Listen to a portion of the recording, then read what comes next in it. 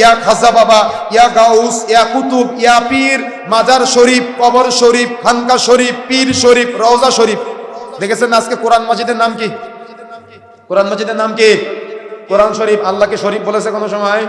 আল্লাহ কি বলেছে?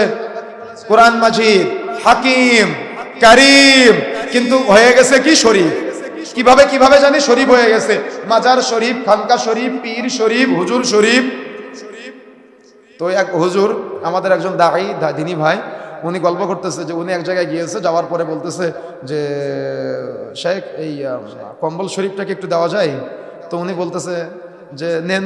তো যাওয়ার পরে উনি কিছুক্ষণ পরে বাথরুমে গিয়েছে, ওয়াশরুমে গিয়েছে। তো আপনাদের এখানে যেমন বদনা আর বাথরুম একটু দূরে না, তো উনি যাওয়ার সময় একটু মজা করে বলতেছে তাহলে বদনা শরীফটা একটু দেন, বাথরুমে যাই।